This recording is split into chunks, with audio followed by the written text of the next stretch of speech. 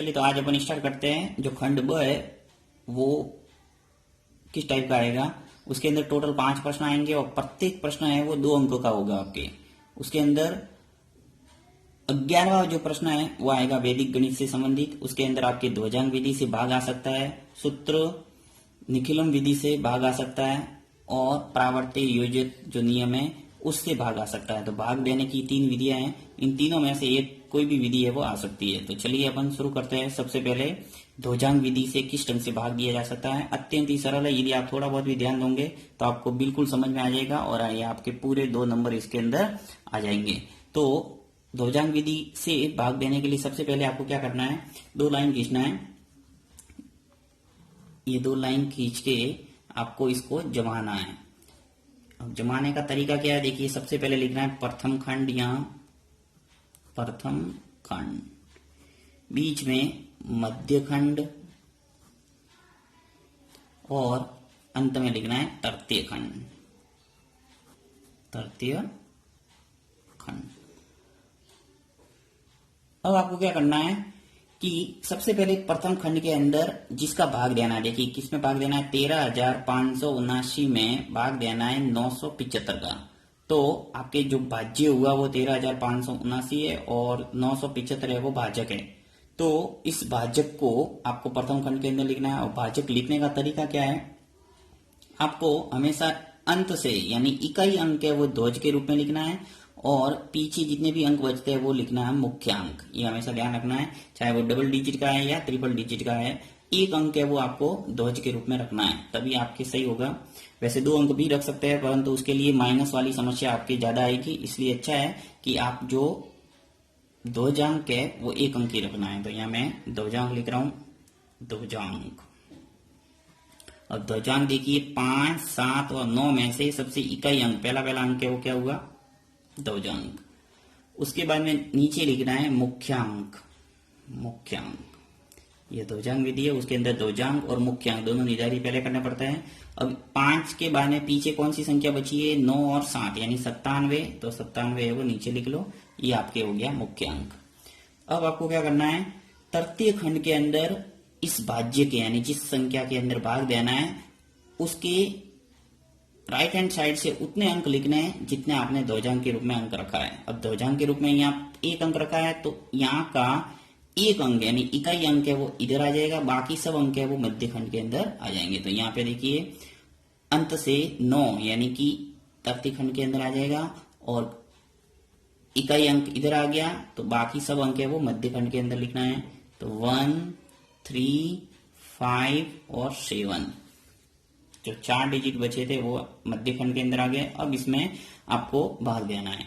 भाग देने का तरीका क्या है वो यहाँ मैं संकेत के रूप में आपको बताता रहूंगा। देखो लाइन खींच लो नीचे, ये आपके यहाँ पे जो भी आएगा वो आएगा आपके भागफल और यहाँ आएगा शेषफल।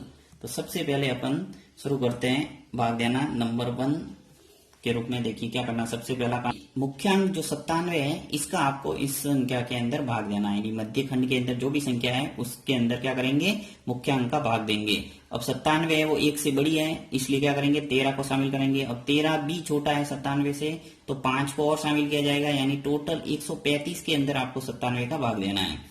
सबसे पहला काम 135 के अंदर मैंने भाग दे दिया 97 का। तो व्यवहारिक है कि कितनी बार जाएगा, भागफल 1 बार जाएगा और यहां लिख लेंगे भागफल। भागफल आ गया आपके 1 यानी 97 1 कम 97, 1 बार चला गया भाग। और इसका शेषफल कितना बचा वो भी लिख लो यहाँ, शेषफल। अब देखिए 135 में से 97 है वो कम हो जाएगा, तो कितना बचा 3 और ये 35, कितने हो गए 38, यानी शेषफल कितना बचा 38। अब आपको क्या करना है, देखिए भागफल तो लिखना है इस बॉक्स के अंदर, नीचे लिख लो आप भागफल, ये लिख लिया मैंने। और जो शेषफल है 38 वो आपको क्या करना है, यहाँ पे जो भी अंक बचा है उससे जस्ट पहले लिखना है। यानी देखिए 135 के अंदर मैंने भाग दे दिया है 1, 3, 5, इसके अंदर मैंने भाग दे दिया है, तो पीछे कौन सा अंक बचा 7, तो इस 7 से जस्ट पहले है वो 38 लिखना है।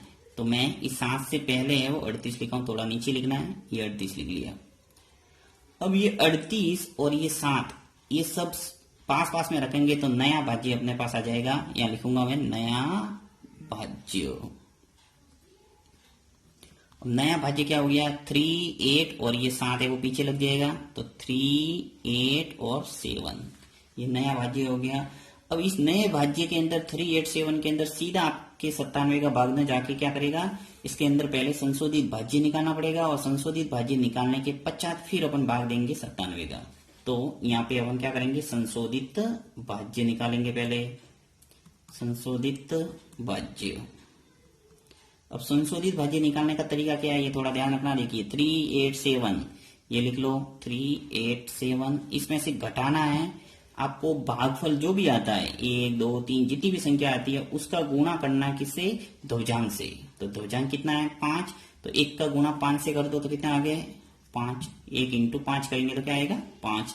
तो 3, 8, 7 387 में से 5 है वो कम हो गए, तो क्या बचा अपने पास 3, 8, 2 382। अब इस 382 के अंदर आपको 97 का भाग देना है। तो वापस मैं सीरीज शुरू कर रहा हूं दूसरा पॉइंट के रूप में कि 382 के अंदर आपको भाग देना किसका, 97 का। तो वापस देखिए भागफल क्या आ जाएगा और शेषफल क्या आएगा। 97 का भाग देंगे 382 में, देखिए 97 इंटू 3 करेंगे तो 291 आएगा और 97 इंटू 4 करेंगे तो क्या आएगा 388, जो कि ज्यादा हो रहा है। तो 97 का भाग 3 बार ही देना पड़ेगा, तो भागफल आ गया अपने 3 और शेषफल कितना आ जाएगा। देखिए 97 इंटू 3 कितना होता है 291, तो 382 में से 291 लेस हो गए तो क्या बचे अपने पास, आ गए अपने 91 शेषफल। तो वापस में भागफल है वो नीचे लिख लूंगा और शेषफल वापस वही तरीका नेक्स्ट अंक से आगे।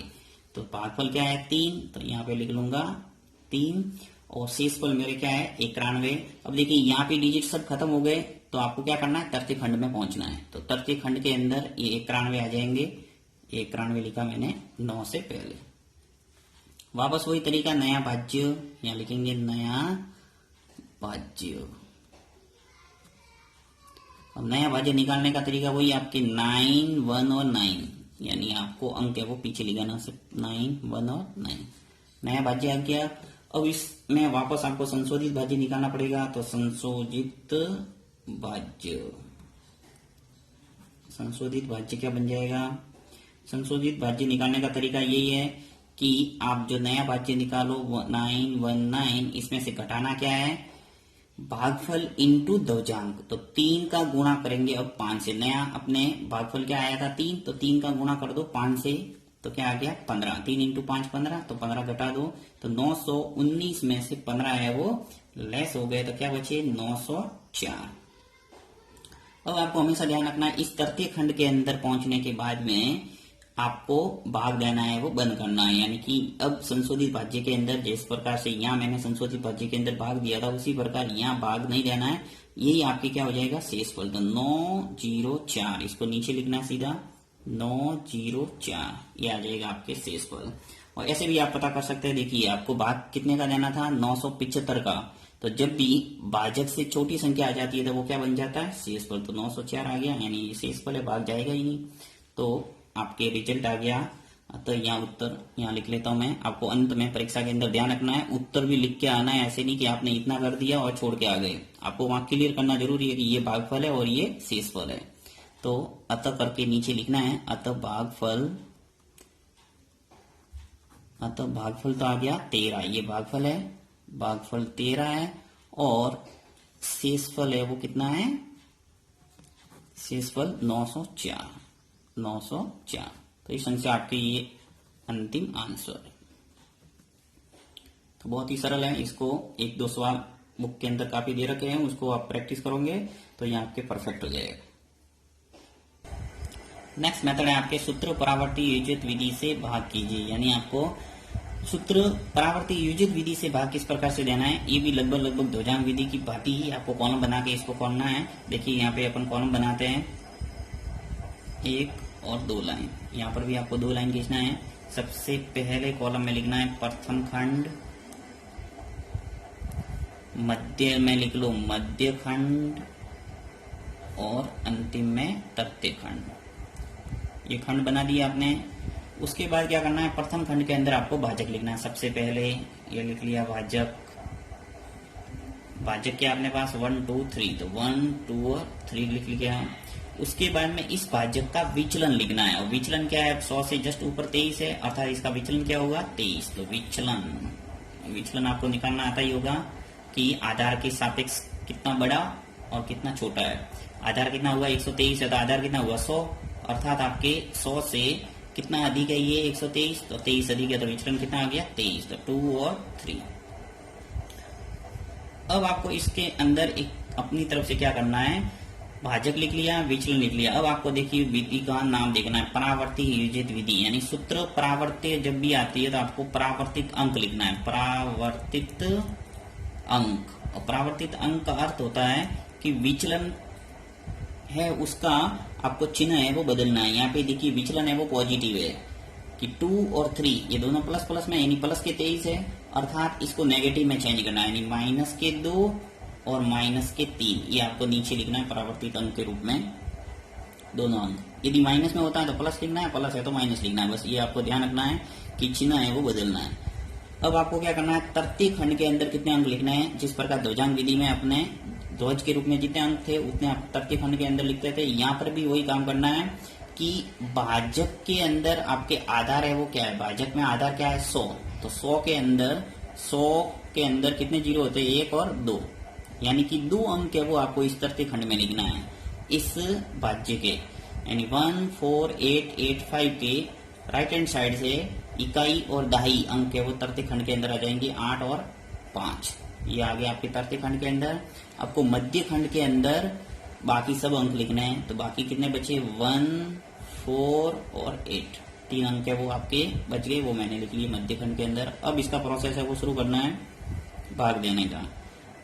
यहाँ पर भी आपके यहाँ पे भाजक आएगा, भागफल आएगा, और यहाँ आ जाएगा शेषफल। अब करना क्या है, इसके अंदर अत्यंत ही सरल है, देखिए कुछ नहीं करना आपको, ये जो पहला डिजिट है इसको एजीटी नीचे लेना है, इसमें कोई चेंज नहीं करना है। ये कैसा कैसा लिख लिया मैंने, यहाँ 2 होता तो 2 लिख लेते, जो भी अंक यहाँ होता है वो लिखना है, तो ये मैंने लिख लिया। अब आपको क्या करना है, यहाँ पे जो भी अंक आता है नीचे इसका गुणा इस परावर्तित अंक से करके इनके नीचे लिखना है कंटिन्यू।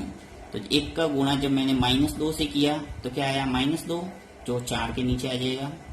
अब देखिए मैंने इसको कवर कर दिया है, ये तो नीचे लिख लिया, इसको तो छोड़ देना है। इसके बाद में जो भी अंक आता है उसके नीचे लिखना है, तो -2 लिख लिया।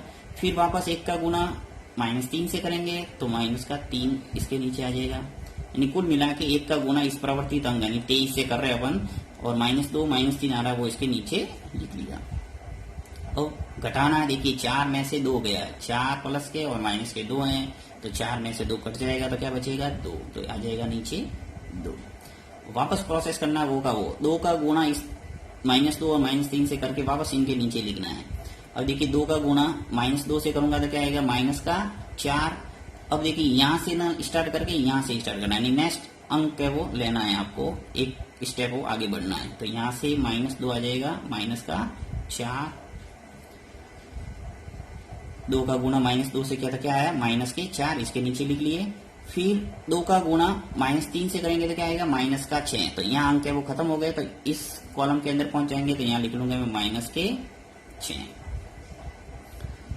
और वापस इसको सॉल्व करेंगे, देखिए 8 -3 और -4, हमेशा ध्यान रखना एक साथ इसको हल नहीं करना है। देखिए जैसे मैंने 4 में से ही -2 घटाया था, इस 8 में से -3 है वो नहीं घटाया, तो आपको एक एक स्टेप एक एक लाइन सॉल्व करते जाना है। तो 8 में से -3 और -4 घट जाएंगे, यानी -3 -4 मिलके कितने हो गए -7, तो 8 में से 7 गया, क्या बचा 1, वो आ जाएगा नीचे। यानी मैंने सिर्फ इसको हल किया, इसको हल नहीं करेंगे, नेक्स्ट स्टेप में इसको हल किया जाएगा। अब वापस क्या है, 1 का गुणा इस -2 और -3 से वापस करो, यहाँ जैसे अंक आता है उसका गुणा इससे करके इसके यहाँ लिखना है। तो 1 का गुणा -2 -3 से करेंगे तो वापस आएंगे -2 और -3, तो जो कि यहाँ तक अपन पहुंच गए थे, नेक्स्ट से स्टार्ट करना, यहाँ तक अंतिम आए थे तो यहाँ से स्टार्ट करना आपको। तो -2 और -3, अब इसको सरल करना है। देखिए तो 5 में से -3 गया, यहाँ पे पहुंचने के बाद पूरा पूरा आपको सरल करना है। तो 5 में से 3 गया, क्या बचा 2। अब 8 में से देखिए -6 और -2 चले जाएंगे, तो -6 और -2 मिलके कितने हो गए -8, 8 में से 8 गया, क्या बचा 0। अर्थात आपके जो भागफल है वो क्या आ गया, भागफल आ गया 121, 121 तो भागफल, और ये आ गया शेषफल, तो ये आ जाएगा शेषफल। शेषफल है 0 और 2, या 2 लिख सकते हैं। तो ये आपके आंसर। नेक्स्ट 11वां प्रश्न इस टाइप का आ सकता है कि निखिलम सूत्र द्वारा 1,11,034 के अंदर भाग देना है 889 का, को हल कीजिए। इस टाइप से आपको पूछा जाएगा। तो 11वां प्रश्न देखिए, या तो ध्वजांग विधि का आएगा, या सूत्र परावर्ती योजित विधि द्वारा आएगा भाग देना, या फिर निखिलम सूत्र द्वारा आएगा। तो 3 तो आपके भाग देने की विधियां हैं, और इन तीनों में से एक पूरे सान से आने के, तो आपको तीनों वीडियो अच्छे ढंग से देखना है। तो यहाँ पे देखिए निखिलम सूत्र द्वारा करने का तरीका भी लगभग सूत्र परावर्ती योजित विधि जैसा ही है, इसके अंदर कोई चेंज नहीं है ज्यादा। देखिए क्या है इसके अंदर, सबसे पहले आपको वही 2 लाइन खींचना है। सबके अंदर तीनों वीडियो के अंदर एक समानता है कि वो आपको 3 कॉलम बना के इसको हल करना है। तो यहाँ पे सबसे पहले प्रथम खंड, ये आ गया मध्य खंड, और ये आ जाएगा तृतीय खंड। अब देखिए यहाँ प्रथम खंड, मध्य खंड और तृतीय खंड। तो सबसे पहले प्रथम खंड के अंदर आपको वही भाजक लिखना है, यानी जिस संख्या का भाग देना है। तो 8, 8 और 9। अब यहाँ पे आपको विचलन के साथ में लिखना है। आपको क्या करना है, संशोधित भाजक लिखना है, यानी विचलन में लिखें, क्या लिखेंगे, संशोधित भाजक, संशोधित भाजक। संशोधित भाजक एक तरह से वही विचलन ही है। अब यहाँ पे देखिए 889, तो 889 है वो किसके करीब है, 1000 के, यानी इसका जो आधार है वो क्या हुआ, 1000। तो 1000 में से आपको 889 है वो घटाना है। तो 889 घटा देंगे तो क्या आएगा, 111। तो 1, 1 और 1।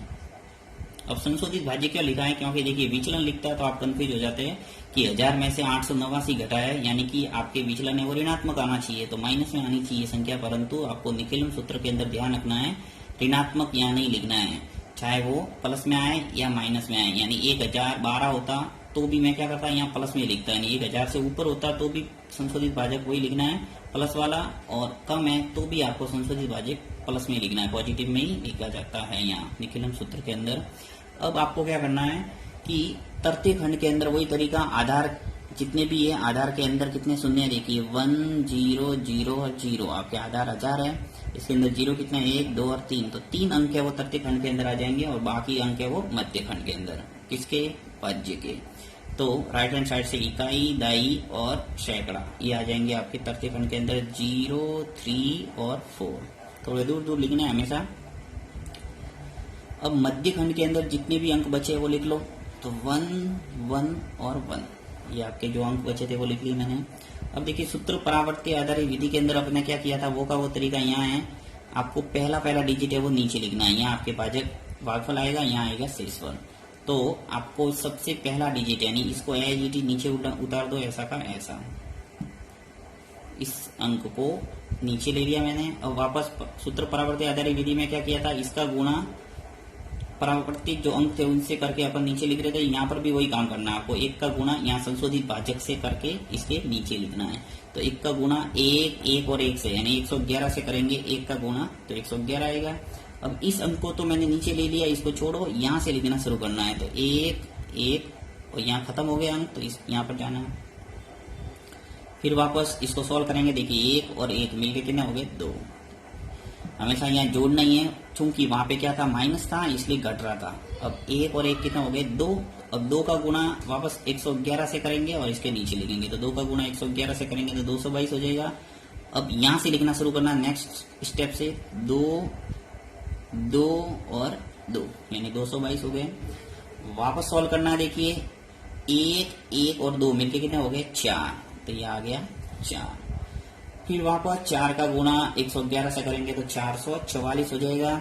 अब यहाँ से मैं लिखना शुरू करूंगा, तो 4, 4 और 4।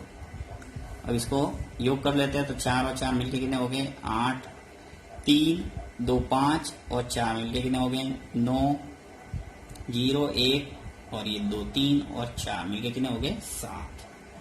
तो इस ढंग से आपके आ गया भागफल और शेषफल। तो भागफल आ गया 124, 124 तो भागफल है, और शेषफल आ गया आपके 798। ये हमेशा ध्यान रखना है कि आपके जो शेषफल आता है वो भाजक से छोटा होना चाहिए। देखिए भाजक कितना है 889 और शेषफल कितना है 798, जो कि छोटा है, अर्थात ये सही है।